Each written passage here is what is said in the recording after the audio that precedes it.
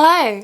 Recently I've been interested in reading anthologies of short stories. It's not something I've really read before. I read anthologies of poetry as required reading in school, but I really struggle with poetry. It's not really my thing, but I did want to try out some short stories. So I recently managed to pick up 1,000 Beginnings and Endings, which is a short story anthology. I got this one from Wordery for a pretty decent price, so if it's still available I'll link it for you.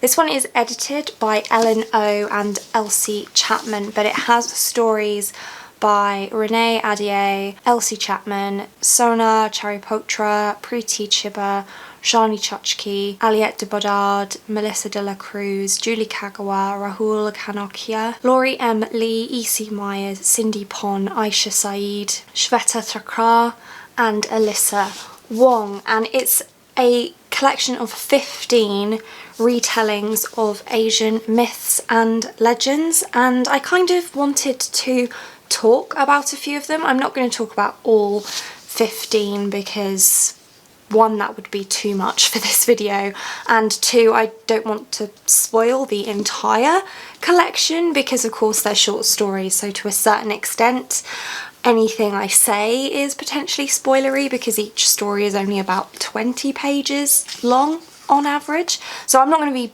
spoiling any major plot points or anything, but it's just natural that there'll be some spoilery content here if I'm going to say anything about any of these stories because of how short they are. So in terms of where the stories are from, there are 2 Filipino stories, 3 Chinese stories, one that is Hmong, one that's Punjabi, 1 Vietnamese, 2 Korean, 3 South Asian inspired stories, 1 Gujarati and 1 Japanese. So a nice mixture of regions and countries are represented in this one, and from the editor's note it was specifically compiled to give a voice to these own voices authors and give readers someone to relate to that's from their own culture and grew up with these kinds of myths and legends being told to them, because Ellen O and Elsie Chapman grew up not having that kind of representation in literature, so they wanted to create something that would give that to people now. And a lot of these stories were really beautiful and melancholy in a lot of ways, but because they are retellings of myths and legends, they're very moral of the story-esque, so they kind of lend themselves well, I thought, to the short story format. There are some that I would love to see a full length novel or series about because I feel like they could work in that format as well, but I didn't find with any of these that they were too short or too long, although that would have been very unexpected indeed. But I kind of thought that I would read some and feel like they weren't enough, but I think that all of the authors dealt with that really well.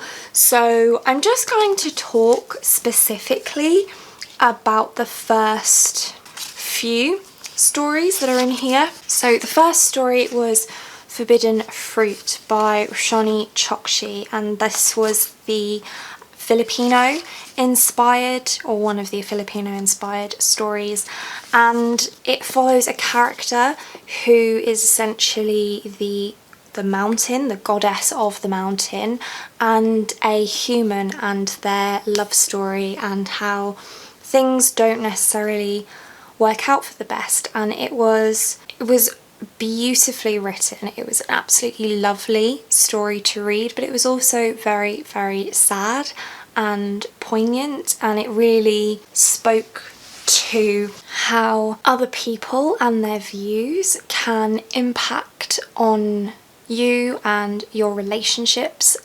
Even if you don't think that that can happen, it can, and hate and prejudice can have unseen consequences.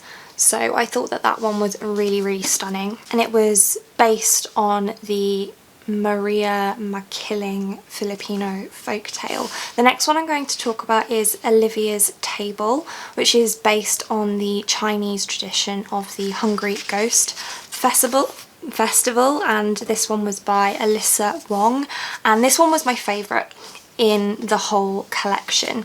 This is a story of Olivia who travels to a town to cater for the ghosts. So this town is described as haunted, and she goes to cook a meal for the dead, and she will set out that meal and invite the dead to eat, and when the dead eat this food it helps them to move on to wherever it is that they are going to go next. And we follow not just Olivia creating this meal for this festival this particular year, but we follow her past with this tradition and the meaning that it has for her and for her family.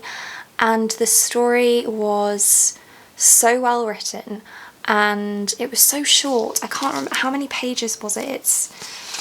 It's only 27 pages long, but I felt so connected to Olivia so quickly in this story, and it was very melancholy and beautiful. It had some spooky elements to it, so it wasn't scary at all, but it had that sort of ominous, spooky atmosphere throughout the entirety of the story, even through little things where there's a scene where it's raining really heavily, and even that managed to feel really atmospheric and spooky in some ways, even in such a short story. So I really loved that too. And really the message I got from it was that Olivia was much more haunted by the ghosts of her past than she was by these ghosts that she was feeding as part of this festival. And even in 27 pages, she managed to grow and develop and learn, and I thought that was really skillfully done, and it definitely makes me want to read more by Alyssa Wong. The next two I'm going to actually talk about together a little bit. So we have Steel Skin by Laurie M. Lee, which is a Hmong folktale, The Woman and the Tiger, and also Still Star-Crossed by Sona Charipotra, which is a Punjabi folktale of Mirza and Sahiba. And the reason I'm talking about these two together is because although I enjoyed them, I found them much more abstract than the first two stories, and for that reason I struggled to follow them a little bit more. So Steel Skin is actually told in sort of a sci-fi kind of context. So it's set in a world that used to have androids living amongst people, and that was normal, but then things started to go wrong with the androids and they began to become dangerous and destructive, and so they were all shut down. So that's sort of the setting for this story, and I won't say anything else because anything else really would be too spoilery. Still Star-Crossed is a star-crossed lovers story, and that echoing throughout history, and that was told in a much more contemporary, modern type setting. But although the stories themselves were easy to follow, brilliantly written as always, great character development in such a small space. Steel Skin is 23 pages and Still Star-Crossed is only 14 pages, and I feel like the character development was just so well done, even in that short amount of time. But what I struggled with was the deeper meanings. With these two particular stories, I struggled to grasp them as well as I had with the other stories, and I think it was because the first two stories were a lot deeper and more thought-provoking, and those second two stories were a little bit more surface level in terms of their messages, which you would think would make it easier to appreciate the greater meaning of the story. But I think that I was just looking for more than what was there. But what is quite useful is that each author includes a note at the end of the short story explaining what the original myth, legend, folktale, whatever it is that they've drawn from was, and how that particular story worked out. So that really helped with the meaning as well. But I do think that it's interesting that even in these first 4 stories within this particular book, there was such a range. The first story I really liked. The second story was my absolute favourite in the whole anthology, and I absolutely loved it. And the third and fourth stories I liked, but didn't connect with as much as the first 2. So like I said, there's quite a few stories in here, and I'm not going to talk through all of them because I don't want to completely spoil everything that's in here and what it's based in. But I did want to talk a little bit about my first experience reading an anthology, and it definitely made me want to read more of these. It was really nice and peaceful, and something, I didn't read it all in one go. I read a few stories and then I read something else, and then I came back to it and read a few more and read something else and then came back to it and read a few more, which was a really enjoyable way to consume this collection as well. So if it sounds like it's something that might be interesting to you, I would definitely recommend it. Like I say, if I can find it, I will link it down below for you as well. And if you are a reader of anthologies and you have any recommendations, then please do let me know that down below, because I'd be really interested to check out some more collections of short stories. And because it's something that I'm so new to, I don't really know what I'm doing with it. I literally picked this one up because I saw it for a great price and it sounded interesting to me, but I didn't really know what I was doing, and luckily it worked out really, really well because I really enjoyed this, but guidance would be appreciated.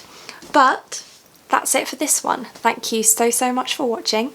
If you like this video and want to see more like this from me, then do think about hitting that subscribe button, and I hope to see you here again soon. Thanks. Bye.